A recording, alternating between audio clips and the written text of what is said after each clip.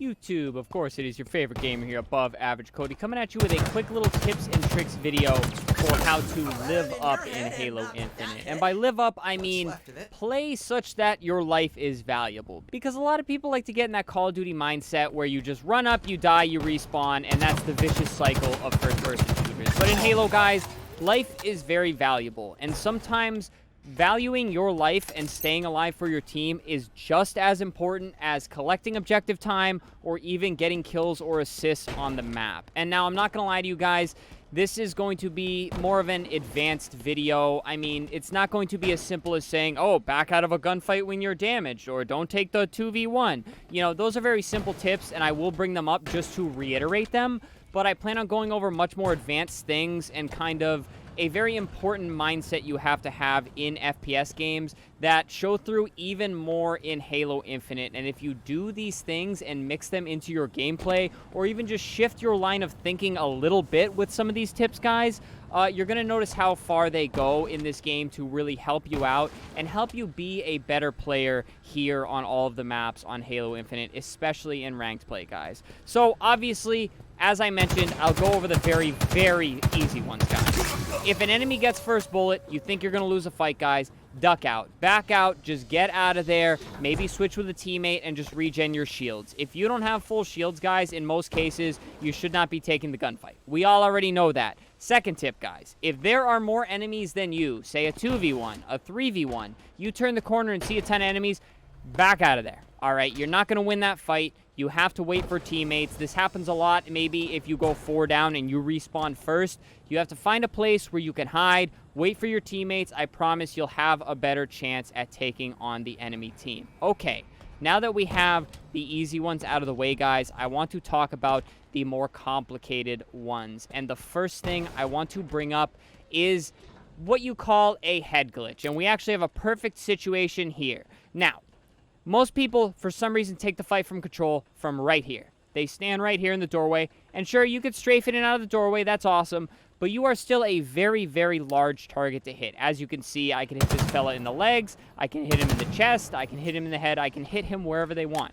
However, if I just take the 3 extra steps back, guys, and go like this, they can now only see my shoulders and head, but I can still see all of them, which this may or may not give me an advantage aim-wise, but it puts them at a severe disadvantage aim-wise, because I am now a much smaller target to hit, and therefore they are going to have a disadvantage in the gunfight, which gives me a better shot at winning the gunfight, or in the very least getting him damaged to the point where he may have to duck out of the fight altogether. And this will also help you with getting scoped and descoped, but it does not always have to be a long-range fight like this, guys. There are so many things to use as cover. Perfect example, Turbine here. If you're defending C point on strongholds, guys, you can use this. And I'm not saying you can't still lose the gunfight here, but strafing out in the open will only do so much for you. Strafing behind an object, guys,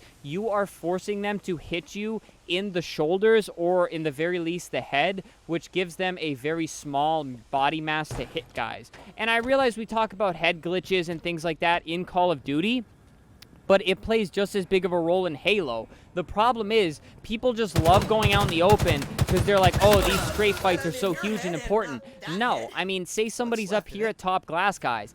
I could take the fight here. Sure, that's awesome. Maybe I feel really comfortable standing out in the open, but you are a sitting duck, and you are a very easy target to hit. Take the fight from this angle instead, because if I am right here, I can even just crouch and go like this, and then they can't hit me. But I mean, that usually doesn't work too good with the grenades in Halo Infinite, guys. But just at this angle, you are cutting their line of sight of your lower body so that you are just a smaller target to hit. And don't get me wrong, if you're in Onyx lobbies, guys, even Diamond lobbies, they're going to be pretty decent at aiming anyways, so you have to make it as hard as you can for the enemy to get those shots in. So just use your environment such that you are a harder target to hit. And also, guys, you can strafe in and out. You don't always have to just stay behind it. Like, say this is the situation you're in, guys. There's not much room to strafe. You can't be a very hard target to hit. You can hit him with the crouch strafe around the box. Just use all of the cover such that you are being a harder target to hit, guys. I see too many people just taking every single gunfight out in the open, and it's just silly. And same thing here. Just back up and try to make yourself a harder target to hit and be tricky about it, guys. Poke out, get a burst in, hide, and just use your whole map and the map surroundings and just the overall objects on the map to your advantage such that you are giving yourself the most upper hand in the gunfight that you possibly can here on the game. And now, next up, guys, very similar to that one, I want you to work around the cover. The first tip was kind of like working behind the cover, I guess you could say, with a head glitch or just protecting the lower part of your body. But perfect example, I just took the fight on that guy, and you saw I was standing out in the open. You do not have to move out in the open, guys. Hug your cover as you're moving up to the fight, and then do not take the fight over here. And this is going to be very hard to portray, guys. I did mention these are going to be advanced tips.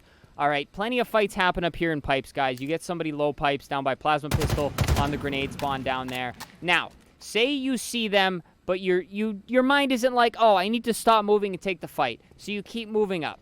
You have now condemned yourself to not only a limited strafe zone, but also there is no easy getaway, and you are also in an absolute grenade pit being at the top of the stairs here. But if you use your cover, hug the line here, and you see the enemy and strafe out this way, guys, you now have obviously the same amount of area to strafe, but you also have this cover you can duck back into. In the scenario I just gave you, when you are on these stairs, you have nowhere to go unless you back up. And what's the golden rule? Do not back up or go forwards in a straight line when in a gunfight, because you are the easiest target to hit. You always want to do the side to side because that forces aim correction for the enemy. Nobody has to correct their aim when they're just walking straight at a target, all right?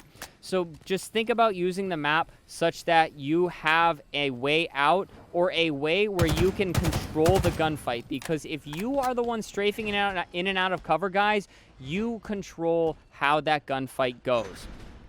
And just to basically better explain how to use your cover, guys, say you have this enemy here in Whirlpool. You can use batteries to your advantage. You can even move such that these make an entire wall here. As you can see, no eyes on the enemy here. So you can move such that you can get there and then take the fight from a better position. Sure, the enemy could move, the enemy could get reinforcements, but that's fine. That's when you do the simple take of just backing out of a fight, guys. But if you choose to not use this cover to your advantage and you just want to get as many shots in as possible, you are making yourself a sitting duck. And I mean, this feels like first grade knowledge I'm giving you guys, but for some reason on Halo Infinite, people just don't do this stuff, including me. The whole reason I'm even thinking of doing this video, guys, is I'm taking the more advanced things that I don't really do in the game and trying to use them to my advantage to kind of take my game to the next level, because you have to mix all of these things together to really be a better player here on Halo Infinite, guys. So use your cover, use the map, and maneuver the map such that you always have something to cut your line of sight to the enemy. And I realize this is not always possible, but guys, these maps are literally designed to work for this game. This is not a Call of Duty map. Most Call of Duty maps don't have random pillars and batteries coming up and down out of the floor that you can use as cover. This map was designed so that people can use it to their advantage, get away, and just value life, which is the whole reason I'm giving you guys all of these tips. The head glitches on boxes, the bobbing and weaving through cover, and just hugging your angles and corners, guys. All of these things will help you take less bullets, and taking less bullets is how you are going to die less and how you are going to live up.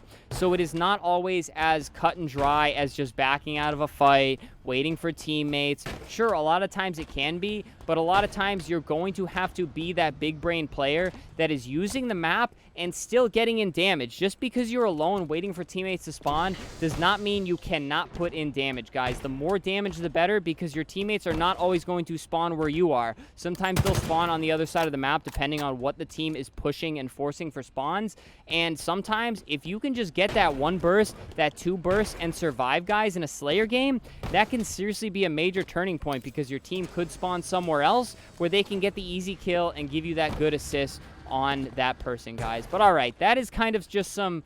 I mean, it's really hard to explain, but that's some advanced ways to think about the maps here on Halo Infinite. And I did choose Recharge, guys, because Recharge puts you in a lot of situations where you have to think about where you are, where the cover is, and where you are standing to give yourself and your team the really upper hand in most of the gunfights around the map here. But all right, guys, hopefully this helped you out. I'm sure I left out a ton of stuff, and I'm sure I didn't do the best job of explaining, but I really do hope this video helped you out and you took something away from it. But all you guys in the community here, all you regulars, all you Onyx players in my community, leave a comment, please. Whatever tips you have relevant to these kind of advanced map movement and kind of like taking gunfight tips, leave them in a comment. I'll leave a heart on it. It'll jump to the top, so everybody looking to get tips can get it from you guys down in the comment section, as well as this video here, guys. But that does it for me. Please subscribe to the channel, guys. A lot of Halo Infinite content. Again, I'm trying to give you guys more advanced tips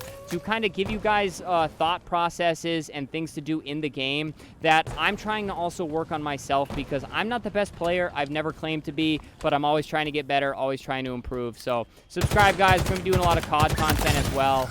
Leave a like on this video so more people can find it. It does help out a lot. Obviously, comment. And then channel memberships and super thanks, guys. You don't have to support monetarily at all. Please do not feel like you have to, but it does help out ever so much if you feel so inclined. But that does it for me, guys. Thank you so much for watching. Thank you for all the support. Stay happy, stay healthy, and stay tuned for the next video.